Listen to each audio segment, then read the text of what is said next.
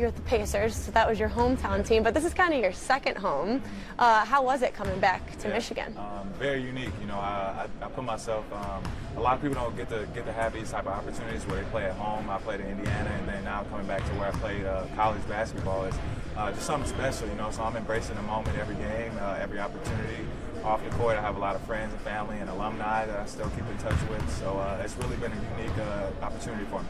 Yeah, now looking at the Pistons, how has your time been since, joining the team? Yeah, good. You know, I came here as a free agent, talking to Coach Casey over the phone. You know, he recruited me, got me here, told me what the plan was, told me how excited he was to be trying to turn this team around, make us this playoff push that we've been on. You know, and it's really been a special opportunity to be able to be up under him and learn from him. Him winning Coach of the Year. Guys like Blake, guys like Andre, who I knew but didn't know that well until coming on the team, and just seeing how well we connect on and off the court has been something special. I was going to say that even being here and seeing, how loose you guys seem and how well you get together and when wins and joking around and stuff like that. What's the chemistry like between some of those names that you mentioned? I think this is the closest team that I've been on in my career, and this is my 5th year. Guys off the court, we all go eat almost every road trip. We go eat together, eat dinners, have a game night, movie night, top golf. We do everything together, and I think that's what matters on the court. That chemistry. It reminds me of that Michigan team that I was part of in college, where we were all so close. It's hard to fail on each other. Yeah, absolutely. Now looking at, you mentioned the playoff push, 8 of your last 10 games. You guys got a couple at home too. I'm sure that helps. But what you guys have been able to do over the last, that stretch, what does it say about this team? It says a lot. It says a lot about the way that we've handled adversity, the way that we've came in and just continued to work through. We had some hard stretches there. We had some tough times, but we talked through it. We had some times in the film room where, guys not came at each other, but kept it real. And we learned from our mistakes. And I think that as a season, you always want to continue to get better. And I think that we've done a good job of trying to get better every day. You mentioned keeping it real, and growing up in Detroit, I think that's might be part of the mentality here, but Blake does it all the time after wins. He's not satisfied, maybe it seems, and Coach Casey just said the same thing. We're not throwing a party that we've won. We're kind of making up for games that we've lost. What goes into that mentality? I think that it comes with experience and growth. We know that we're not done yet. We have certain goals that we want to reach, and just making the playoffs or just barely squeezing in it's not one of our goals. Our goals is to be the best that we can be, to come in, to be that championship level type of team, and have that mentality every day. And those teams aren't satisfied ever. So we got to continue to work through that. Continue, even though we're winning, through a couple of losses that we had, we just try to go in, watch film, and continue to learn.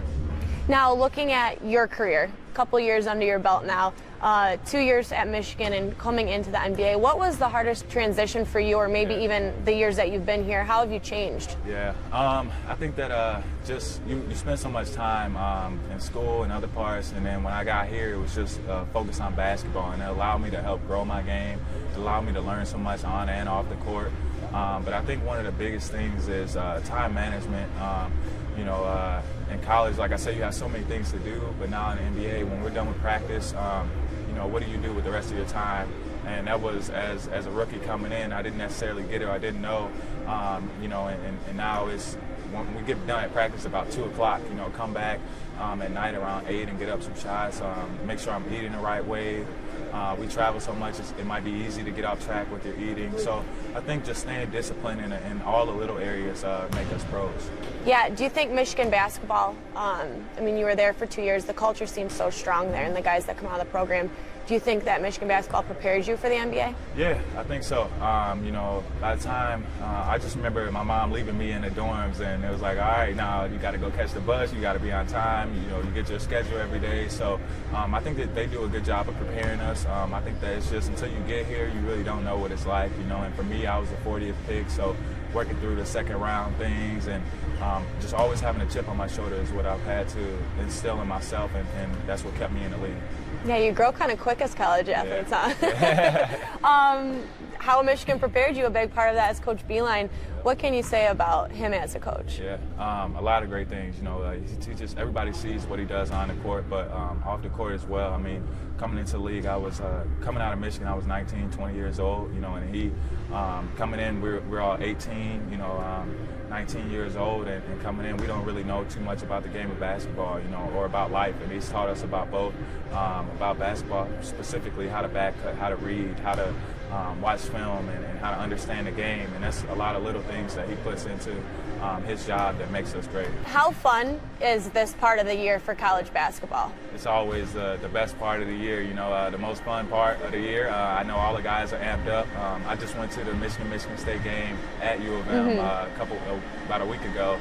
Unfortunately, we lost, but we're looking for revenge, and this is the time of the year where it all amps up, it all comes together, and they're all trying to reach that same goal, and that tournament time is always just fantastic. I mean, it doesn't get much better than this coming Saturday, as if the Big Ten scheduled it this way. Yeah. But I mean, if Michigan State wins this week, it's a tie for that, for that second place spot. Last game of the season in East Lansing.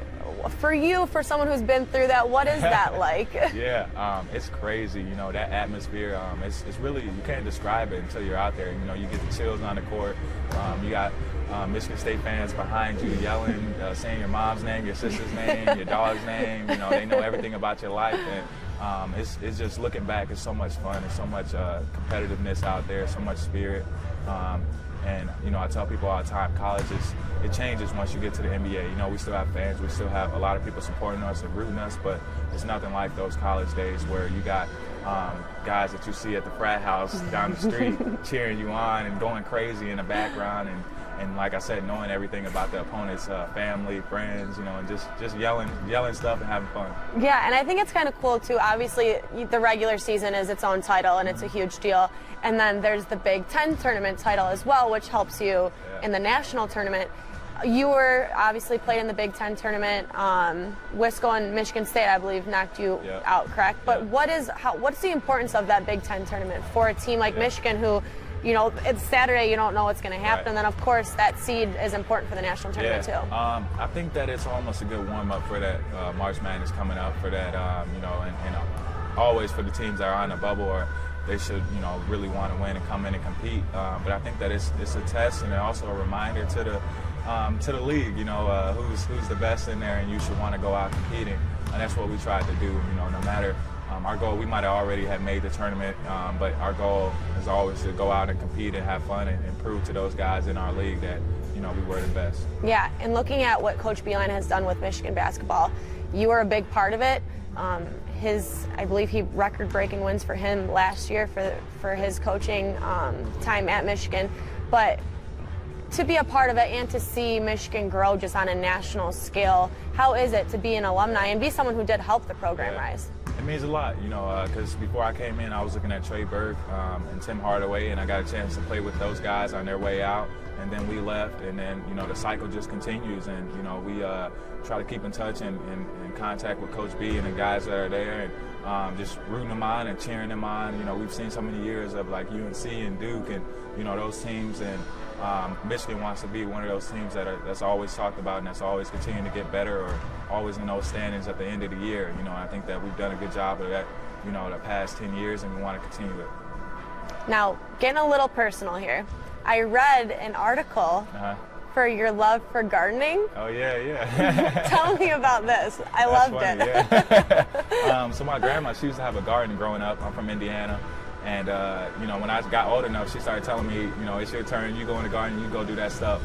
So I started taking care of her garden. And then when I got into the league and got my own condo apartments, I started off by just my own plants on my balcony. And then my house in Indianapolis, I grow a lot of stuff, too, in my backyard. What's your favorite thing to grow?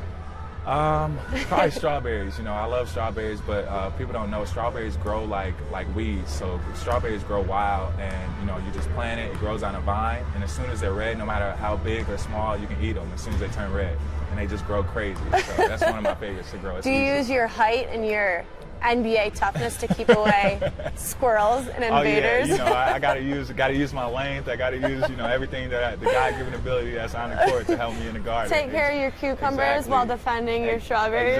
Exactly.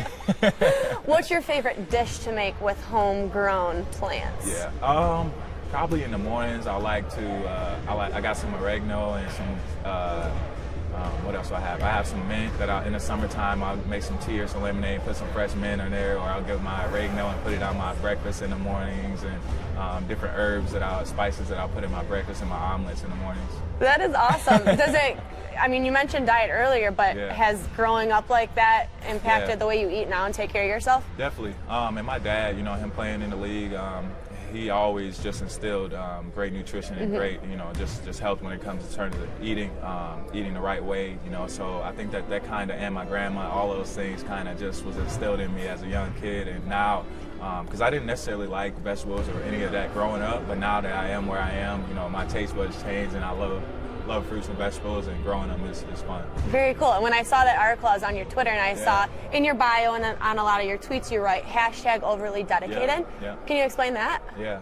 That's just dating back to college. You know, that's just a saying that I've always used. I just took pride in being one of the guys that's always in the gym, always working, and you know, I just started saying overly dedicated to whatever it might be, basketball, off the court with kids, and my foundations, doing whatever work off the court. You know, I've just always said overly dedicated, and because, you know, a lot of people don't realize we don't have to do a lot of things that we do or give back to the communities, and I think that we all should, and we should have an importance in that, but we don't have to, and there's a lot of guys who don't, you know. So I take pride in being one of the ones who really wants to give back and being overly dedicated towards that. Very cool. And lastly, if this is too personal, feel free to tell me to stop. I saw some pictures of a cute baby. Yeah. Is that your daughter? That's my daughter, yeah. Oh my gosh. Ariana Valentina, that's her name. Your smile, huge smile, ear to ear. When was she born? She was born March 22nd, 2018, so she'll be one coming up here soon. And you know, I can't wait to get to her first birthday party. She's growing up, just started walking, so she takes about 5-6 steps and just falls down. So she's at that age. It's pretty funny. Has she picked up a basketball yet? No, not yet. You know, I don't know. Maybe tennis or something like that. Maybe the next Venus or something. How has fatherhood changed you? Yeah, it's changed me a lot. You know, I think that with patience. And that's helped me even on the court, is remaining calm, having patience, knowing that things will work out.